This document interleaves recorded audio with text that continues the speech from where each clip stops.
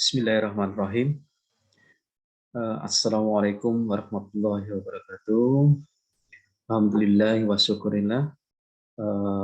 Berjumpa lagi dengan saya, Arif Lukmananto, NPM G1C1900700, mahasiswa PJKR Universitas Subang. Pada kali ini, di video kali ini, insya Allah saya akan menjelaskan materi terkait self determination, ya, self determination atau determinasi diri, ya, terkait mata kuliah psikologi olahraga. Mata kuliah psikologi olahraga ini sendiri diampu oleh dosen Bapak Denny Mudian MPD. Video ini saya buat untuk memenuhi tugas beliau yang ditugaskan kepada saya terkait mengenai materi self determination. Baik, untuk pertama kali saya akan mencoba menjelaskan terkait mengenai self determination dalam psikologi olahraga. Kita harus tahu terlebih dahulu bahwa kata self determination sendiri berawal dari kata yang pertama adalah self, ya, self itu adalah diri, gitu ya, diri sendiri. Baik, saya lanjutkan. Berarti tadi sampai dari awal kata dari self determination. Self itu ya diri sendiri, determination itu penetapan atau motivasi ya, atau keinginan yang kuat, tekad yang kuat, gitu ya, penentuan gitu ya, sendiri seperti itu. Jadi kalau digabungkan self determination ya motivasi diri gitu ya, intinya motivasi atau penetapan diri atau penetapan gitu ya, motivasi diri seseorang dalam mencapai suatu tujuan. Itu awal mula dari determination, self determination. Baik, selanjutnya saya akan mencoba share screen terkait mengenai PPT yang saya buat tentang materi self determination. Baik.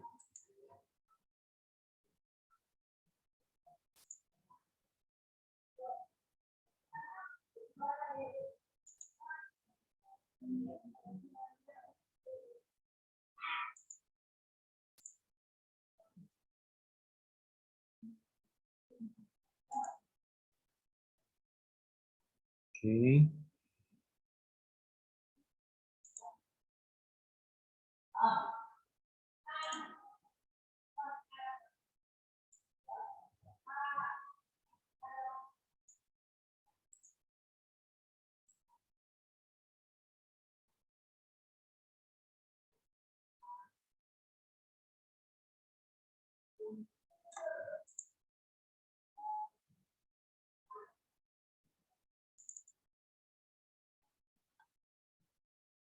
Baik.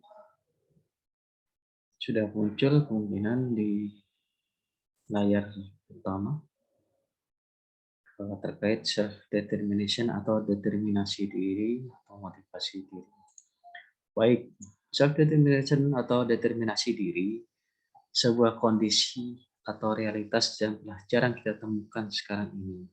Apa itu determinasi diri dan apa pentingnya sebuah determinasi diri dalam hidup ini? Determinasi diri merupakan sebuah istilah dalam psikologi yang menyatakan tentang sebuah kemampuan untuk menentukan tujuan dalam hidupnya. Mengerti dengan jelas arah hidupnya, nah, seperti itu. Jadi, self-determination itu adalah suatu ya intinya, istilah dalam psikologi ya, yang menyatakan tentang sebuah kemampuan individu ya, individu untuk menentukan suatu tujuan dalam hidupnya atau motivasi apa dalam hidupnya selama dia hidup, seperti itu. Nah, terus selanjutnya dengan jelas disebutkan bahwa orang yang memiliki determinasi diri akan memotivasi dirinya. Tuh, berarti otomatis memang motivasi awalnya adalah untuk mencapai tujuan dalam hidupnya. Determinasi diri yang tinggi membuat orang tersebut akan dengan giat berusaha untuk melangkah ke tujuannya. Jadi kalau umpamanya itu seperti kalau dulu kita waktu kecil seperti cita-cita ya. Kita seperti cita-cita gitu kan ini. Cita-cita kita gitu intinya dalam menggapai cita-cita apa. Nah, tapi kadang-kadang kalau masih kecil sih masih ngebayang gitu ya. Beda dengan kalau sudah lain kita sudah mungkin balik atau dewasa, kita sudah harus benar-benar memang diarahkan, kita sudah mempunyai tujuan yang jelas dalam hidup ini mau dibawa kemana gitu. Seperti itu. Itu, nah ini benar kan? Jadi tadi tidak demikian dengan orang yang tidak mempunyai determinasi diri. Orang yang tidak mempunyai determinasi diri cenderung menghabiskan hidupnya tanpa mengerti untuk apa dia hidup. Jadi memang sudah itu. Dan apa tujuan dalam hidupnya? Dia akan menjalani hidupnya dari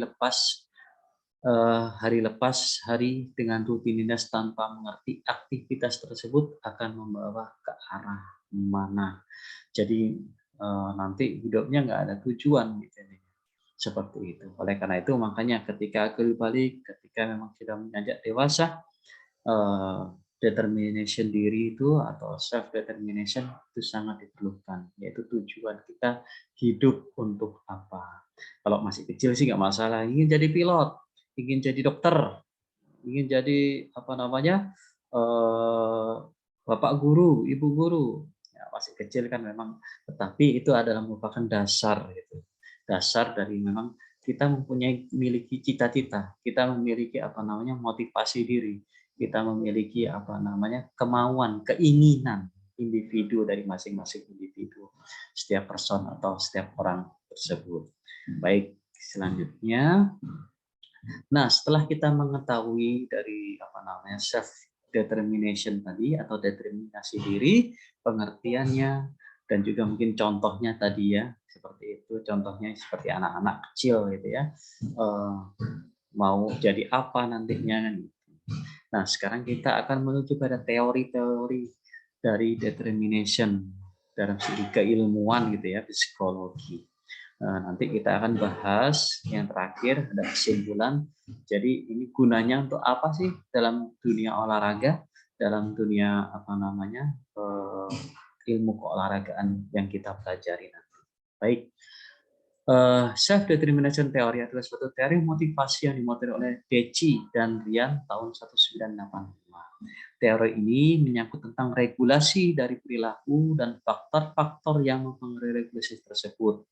Individu sering merasakan lack of motivation atau kekurangan motivasi dalam melakukan latihan dikarenakan hambatan-hambatan dalam melakukan berdasarkan SDT.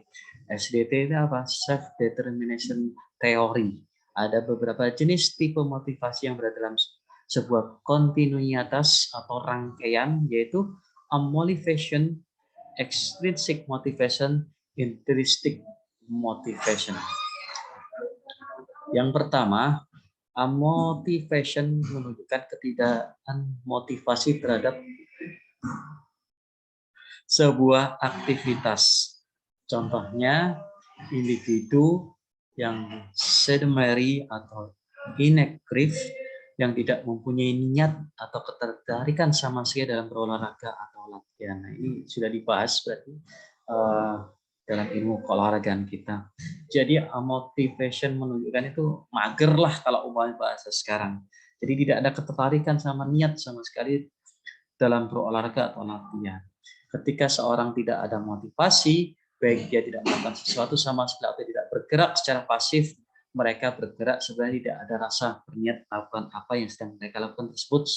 Seseorang mungkin menjadi unmotivated dalam melakukan exercise atau latihan dikarenakan beberapa hal, antara lain mereka merasa kurang mampu merasa kurang mampu, terus adanya kurang disiplin, terus ada dalam satu program latihan juga beranggapan bahwa exercise atau latihan kurang penting dan kurang perlu. Jadi intinya ya udah males aja latihan gitu ya. Jadi nggak perlu latihan, nggak perlu apa gitu, memang malas gerak gitu ya intinya. Nah ini contohnya seseorang yang sehat tidak perlu untuk melakukan exercise. Nah itu salah, atau mereka berangkat buat exercise tidak akan menghasilkan sesuatu seperti yang mereka harapkan, mengurangi lemak tubuh dan lain sebagainya. Jadi mereka tidak itu apa namanya tidak mengetahui ya, dan juga mungkin ya memang sudah memang males gerak gitu intinya. Apa gunanya untuk berolahraga, untuk latihan, untuk aktivitas itu kan intinya. Ya, itulah seperti itu. Itu contoh. Baik, selanjutnya yang kedua adalah extrinsic motivation. Extrinsic motivation ini mengacu pada partisipasi dalam sebuah aktivitas untuk memenuhi tuntutan eksternal. Terdapat 4 regulasi dalam motivasi extrinsic ini. Jadi motivasi extrinsic ini ya dibagi lagi 4 lagi gitu ini. Dibagi 4 pokok bahasan lagi. External regulation yaitu terjadi ketika perilaku individu dipengaruhi oleh sebuah penghargaan atau mendapat ancaman dari luar, dan bentuk regulasi mengurangi motivasi intrinsik. Contohnya seorang melakukan exercise latihan dikarenakan mendapatkan pujian. Nah, itu dari eksternal. Eksternal itu berarti otomatis dari luar, dari luar dirinya pribadi si individu tersebut gitu. Mendapatkan pujian orang lain, atau pelatih Anda memaksa Anda untuk melakukan latihan pemulihan setelah cedera, meskipun Anda merasa tidak nyaman, Anda tetap melakukannya karena menghindari punishment atau hukuman. Nah, ini salah satunya. Ini faktor eksternal. Introductor regulation, yaitu ketika sebuah perilaku ditentukan oleh tekanan yang dibebankan pada diri sendiri dikarenakan menghindari perasaan bersalah. Contohnya, seseorang mungkin merasa bahwa exercise latihan adalah baik untuk kesehatan. Nah, ini positive feeling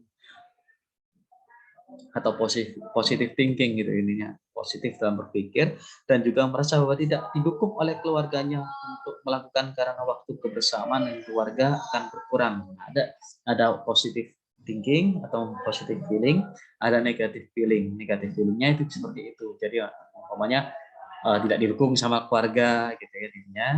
Nah, konflik pemikiran ini yang dapat menghasilkan perasaan bersalah atau malu. Jadi intinya kadang-kadang anak kemauannya seperti ini, tetapi orang tua seakan-akan tidak menyetujui gitu. Padahal kita belum menanyakan, anak tersebut belum menanyakan kepada orang tuanya gitu, atau menjelaskan ke orang tuanya. Kadang-kadang juga bergerak sendiri atau berpikir secara pribadi lah gitu intinya ya, tidak berkomunikasi dengan keluarga. Jadi akhirnya menumbuhkan feeling-feeling atau perasaan-perasaan yang negatif gitu. Nah, untuk kalau umpamanya positif, nah, umpamanya kan memang ini olahraga buat kesehatan. Nah, itu jadi introverted regulation itu ada 2, yaitu negatif feeling sama positive feeling. Itu semuanya dari luar. Jadi salah satunya kalau positif itu jadi memang untuk kesehatan gitu ya intinya. Jadi ada faktor pendorong untuk melakukannya, untuk melakukan olahraga. Nah, kalau yang itu dari keluarga umpamanya tidak mendukung, nah itu negatif, mungkin negatif feeling dari situ. Terus ada identification regulation, menggambarkan situasi di mana seorang menerima suatu nilai dari sebuah perilaku dan terjadi ketika perilaku dimotivasi oleh personal goal. Jadi ini meskipun perilaku ini diperakasi oleh diri sendiri, ya, regulation masih dipertimbangkan masuk dalam motivasi ekstrinsik luar karena keputusan melakukan sesuatu dikendalikan oleh produk atau hasil dari luar. Contohnya memperbaiki penampilan sebagai kebalikan dari rasa kesenangan atau rasa berprestasi. Contohnya seorang yang aktif pergi ke gym karena mereka tahu akan manfaat dan kondisi yang mendapatkan kesehatan. Jadi dipengaruhi oleh luar, badannya itu gitu ya. Terus akhirnya orang kan memuji gitu intinya seperti itu. Nah itu mungkin faktor itu akhirnya masih dikategorikan menjadi faktor eksternal dalam motivation. Terus integrasi regulation adalah bentuk yang paling internalised dari motivasi ekstrinsik, bukan hanya karena nilai-nilai dari perilaku tersebut yang penting, tetapi juga nilai-nilai tersebut digabungkan sehingga perilaku tersebut berintegrasi dan berkorelasi dengan nilai-nilai pribadi lainnya. Meskipun terintegrasi penuh, perilaku ini masih dalam kategori motivasi eksternal karena tujuan berperilaku masih untuk mencapai tujuan yang penting secara individu sebagai sebuah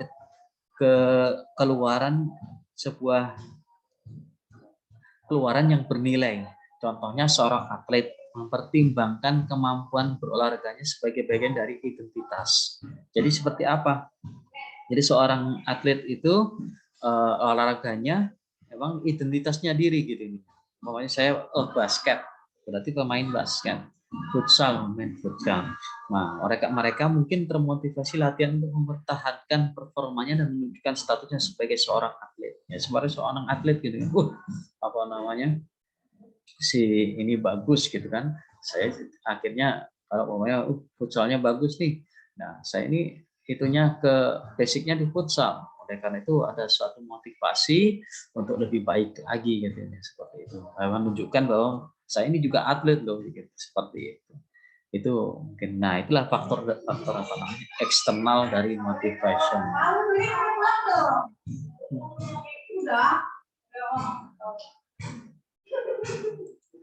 Farid tadi ditanyain. Siapa, Bu? Oh, mohon. Mohon, Bu. Terus intrinsic motivation adalah sebuah motivasi untuk melakukan sesuatu untuk kepentingan sendiri, kepuasan, kesenangan, serta sebuah tantangan pribadi dengan ketiadaan penghargaan dari luar. Contohnya, saya exercise. Nah, exercise itu latihan karena hal ini menyenangkan. Nah, itu termasuk tadi intrinsic dari dorongan pribadi dirinya sendiri. Saya senang nih latihan ini. Oh, saya senang basket. Saya senang futsal. Jadi mungkin adalah dorongan untuk melakukan latihan atau mungkin permainan gitu ya, seperti itu. Baik, selanjutnya, nah dari kesekian teori tadi, definisi determinasi diri dari ranah psikologi, dalam pandangan psikologi gitu ya. Dari pertengahan tahun 1980, teori determinasi diri secara formal diterima sebagai sebuah teori empiris dan penelitian terus berlanjut. Nah, ini bagi yang teman-teman juga yang ingin tugas akhir atau skripsi bisa nih gitu, ini sebagai bahan juga karena sudah ada beberapa penelitian sebelumnya. Kita bisa menciptakan hasil penelitian baru atau mungkin melanjutkan penelitian yang telah diteliti atau sebelumnya tahun 2000-an atau sampai pada milenium ketiga ini, seperti Edward Deci dan Richard Ryan adalah para peneliti yang fokus pada peran penting motivasi intristik dalam mendorong perilaku manusia. Intristik tadi dari dalam ya, dalam teorinya perilaku manusia untuk dapat bersemangat ketika sedang bekerja memiliki 3 faktor psikologi internal yang universal. Selain mengejar insentif eksternal seperti uang, ya, ketiga faktor ini berperan penting sebagai kebutuhan yang harus dipenuhi dalam meningkatkan motivasi intristik seseorang. Ketiga kebutuhan itu adalah kompetensi, otonomi, hubungan sosial. Nanti akan dijelaskan secara lebih lanjut pada slide selanjutnya. Determinasi adalah sikap mental yang ditandai dengan komitmen yang kuat untuk mencapai tujuan tertentu meskipun terdapat hambatan dan kesulitan. Suatu proses dalam pembuatan keputusan mencapai ringkasan atau memastikan hasil akhir dari setiap proses. Menurut Van den Bosch tahun 2008. Menurut Rogers dalam Senium 2006, self adalah pembawaan sejak lahir dan adanya konsistenisasi dan persepsi tentang karakteristik saya atau aku, dan persepsi tentang hubungan saya atau aku dengan orang lain. Dengan demikian, determinasi diri adalah kontrol perilaku yang berasal dari dalam diri seseorang, yang bukan berasal dari luar diri, di mana keputusan tidak dipengaruhi oleh faktor eksternal. Jadi ini apa namanya, faktor internal dari, makanya di sini determinasi diri berarti otomatis dari apa namanya, penjelasan di atas dan juga sudah di slide ini, yaitu terkait mengenai faktor intrinsik atau dari dalam dirinya sendiri, seperti itu. Lanjut, teori determinasi diri adalah sebuah teori yang menekankan pentingnya kebebasan individu dalam bertindak sesuai pilihannya, dan juga adanya motivasi intrinsik dalam diri individu. Sehingga ketika individu termotivasi secara ekstrinsik, nah sehingga ketika motivasi intrinsik dan mengharapkan penghargaan eksternal, maka hasil yang diperoleh akan negatif. Ini menurut Van den Bosch 2008. Jadi determinasi diri itu harusnya dimunculkan dari dalam dirinya pribadi, dalam dirinya sendiri, seperti itu. Manusia memiliki kebutuhan untuk merasa kompeten. Nah, kompeten itu berarti benar-benar mampu, ya kan? Dan juga perasaan otonomi. Otonomi itu berarti, nah, ya saya nih, gitu ini. Ada seperti itulah, ada memang, bukannya sombong bukan, tapi ada memang otonomi berarti otomatis satu kan, gitu, kita gitu. Ini saya loh gitu intinya, terhadap pilihan-pilihan yang mereka ambil. Nah itu, jadi ada suatu apa namanya, pilihan yang diambil, keputusan yang diambil dalam apa namanya, pribadi seseorang itu kadang-kadang dalam dirinya sendiri, dari dirinya pribadi. Oleh karena itu namanya otomi, dalam pilihan yang mereka ambil. Dengan kata lain, manusia memiliki kebutuhan akan determinasi diri, needs for self determination. Jadi manusia memang perlu adanya determinasi diri. Memang betul sih, karena determinasi diri yaitu gunanya untuk menentukan tujuan kita, arahnya kemana hidup ini, gitu kan? Kalau kita mau jadi seorang atlet, ya kita tekuni jadi atlet, tidak jadi yang lain-lain gitu. Nah, memang kita kadang-kadang faktor-faktor itu, ya itulah faktor eksternal, kan ada faktor internal. Tapi kalau dalam diri kita pribadi, untuk apa namanya, memaksakan diri ini gitu ya, intinya bahwa jalan yang kita tuju ini benar, jalan yang kita apa namanya ambil ini benar, ya lakukan. Dilakukan secara benar, dilakukan secara apa namanya, secara profesional ya, secara benar-benar apa namanya, semangat dan penuh apa namanya, ketekunan gitu ya. Insya Allah akan jadi gitu. Karena emang ada pepatah mengatakan kan, apa namanya, kinerja atau suatu apa namanya, pekerjaan itu yang kita apa namanya, kita kerjakan itu tidak akan mengecewakan atau tidak akan mengingkari hasil gitu ya, seperti itu. Ada seperti itu, ada pepatah. Dan nah, saya lanjutkan, seperti contoh ketika kita berpikir aku ingin melakukan ini dan aku bebas untuk memilih sesuai dengan pilihanku. Nah, seperti itu, maka kita memiliki rasa determinasi diri yang tinggi. Sedangkan aku seharusnya melakukan ini dan diminta orang lain untuk melakukannya, maka tidak mempunyai determinasi diri. Jadi pokoknya dia melakukan ini, tapi disuruh sama orang lain, itu berarti otomatis sudah faktor eksternal gitu, ini bukan dari dalam dirinya pribadi. Nah itu, oleh karena itu ada motivasi dalam dirinya sendiri. Aku ingin seperti ini loh, aku ingin seperti ini, saya akan melakukan ini gitu, saya akan melakukan ini. Jalankan saja, orang lain mah urusan belakang gitu ini ya.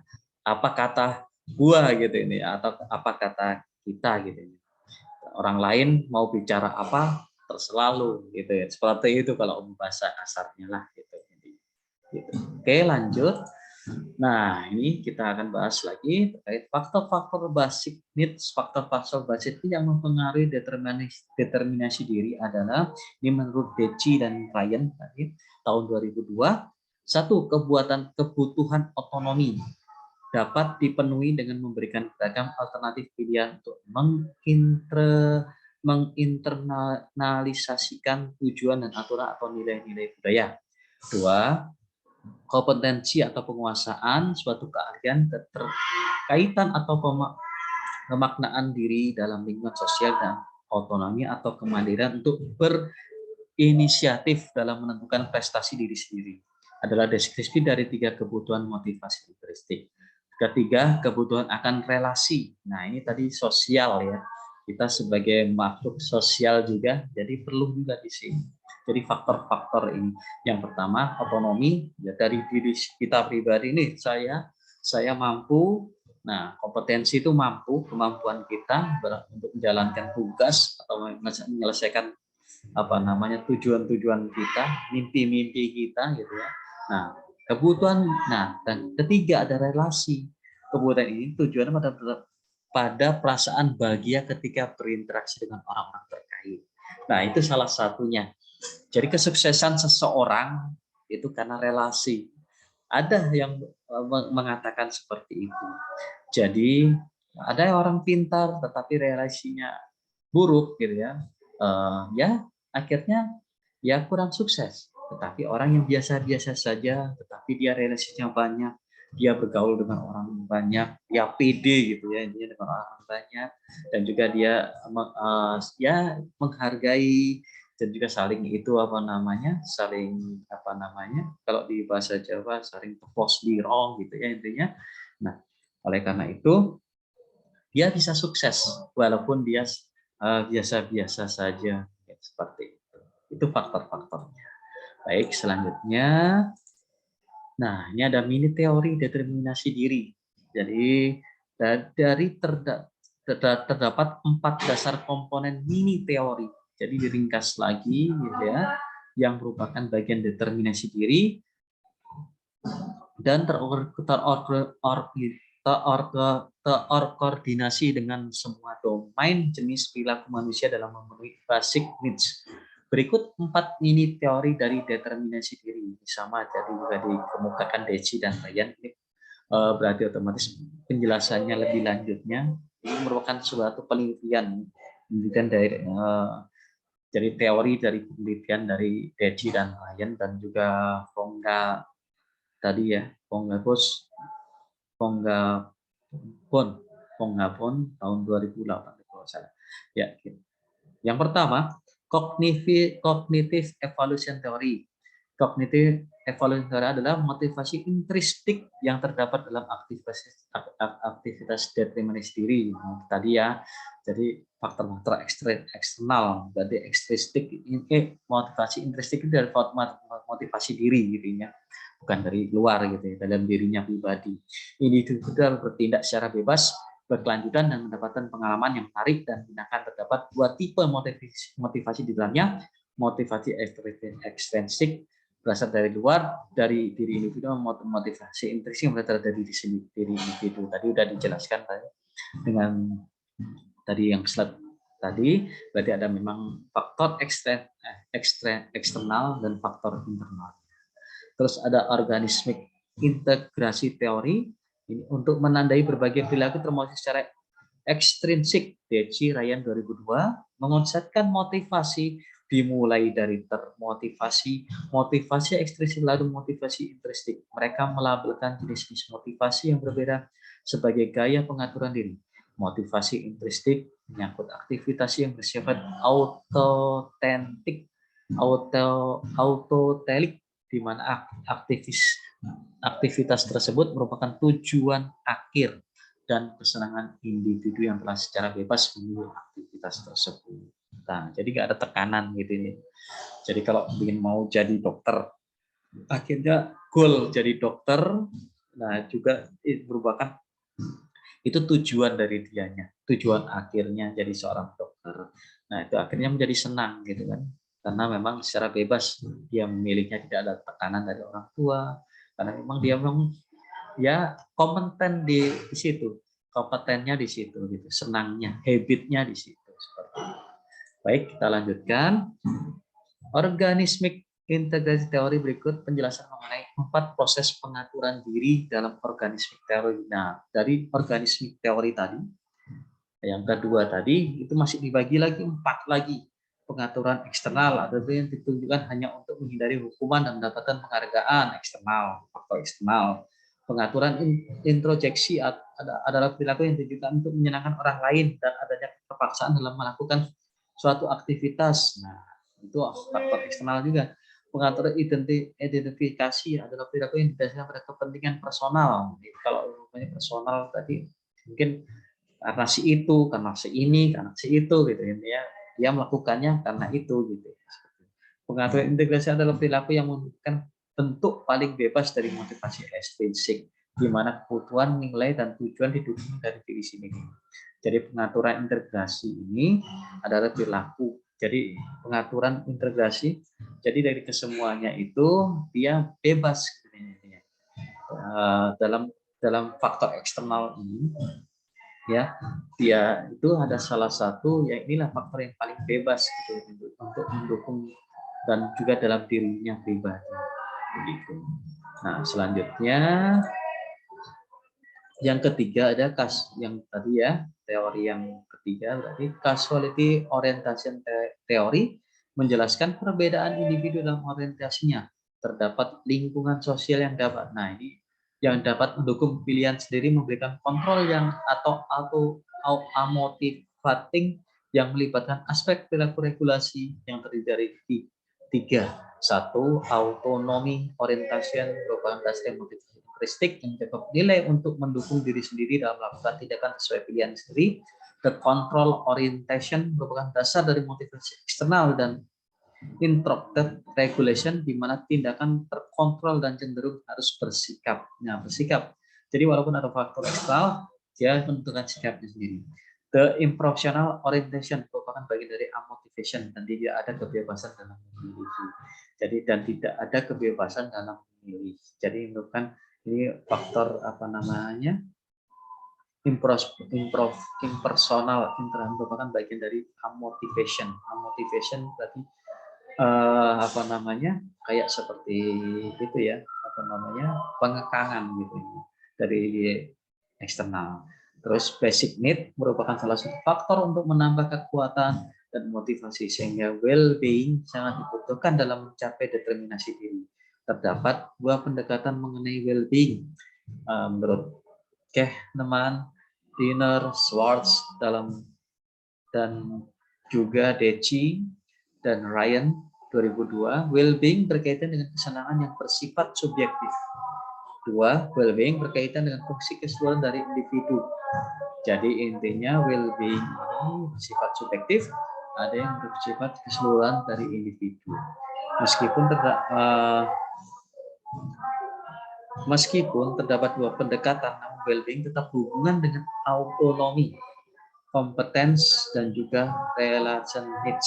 Jadi autonomi itu autonomi dari diri kita pribadi, competence kemampuan kita, relation needs itu yang tadi relasi.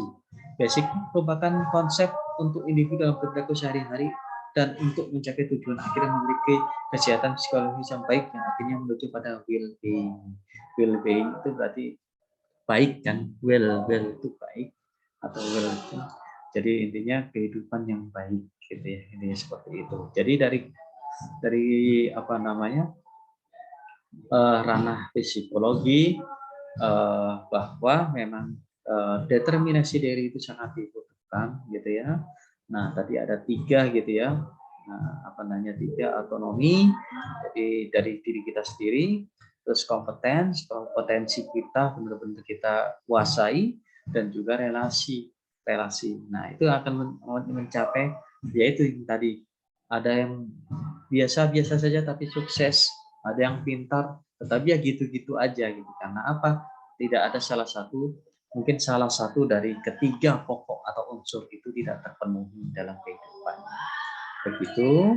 Nah, selanjutnya kesimpulan untuk akhir, berdasarkan hasil analisis di atas dapat disimpulkan bahwa self determination atau determinasi diri didasarkan oleh 3 macam kebutuhan, antara lain kebutuhan akan kompetensi. Nah, 1 ya, Dua, relasi dan kemandirian, autonomi atau auto apa tadi? Kalau itunya autonomi, ya kan? Gitu ya. Nah, benar kan? Berarti ada 3 yang harus kita kuasai, ya. Kebutuhan kompetensi ini, namun 3 kebutuhan tersebut tidak selalu seimbang. Memang tidak akan selalu seimbang. Terkadang salah satu kemungkinan, ya, atau mendominasi pembentukan self determination. Salah satunya bisa mendominasi dalam menentukan determinasi diri ini. Konteks sosial seperti pengalaman, keadaan lingkungan, dan kebudayaan dapat mendukung, menghambat, maupun menghentikan pemenuhan kebutuhan di atas. Namun manusia dapat secara sadar memilih mana yang dapat mempengaruhi atau tidak, sehingga dapat melakukan usaha untuk mencegah atau menanggulangi hal tersebut. Jadi tujuan dari motivasi kita, ya, atau tujuan hidup kita itu ada 3 tadi, yaitu dalam diri kita sendiri, kompetensi kita, ya, kemampuan atau kompetensi kita. Yang ketiga ada relasi. Walaupun tidak seimbang gitu ya intinya, ketika ketiga tersebut dijalankan, insya Allah bisa sukses. Memang yang tadi sudah jelaskan, memang semuanya tidak akan bisa seimbang. Makanya orang kadang-kadang orang biasa saja tapi relasinya bagus, bisa sukses gitu kan. Tapi orang yang benar-benar tekun, ya tapi tekun seperti itu, tidak butuh relation yang banyak gitu ya, yang memang dibutuhkan sama orang lain, ya dokter, profesi dokter gitu ya. Jadi dia tekun belajar dokter itu, ya dia akan menjadi seorang dokter yang ahli dan akan dicari orang dan akan menumbuhkan relation juga kan, seperti itu. Jadi intinya memang dari ketiga itu merupakan suatu unsur yang tidak bisa dipisahkan. Tapi memang kadang-kadang memang orang-orang berbeda-beda. Memang ada yang seimbang, ada yang tidak, seperti itu. Baik, ini mungkin yang bisa saya jelaskan terkait mengenai self determination atau terkait mengenai determinasi diri. Mungkin saya cukupkan untuk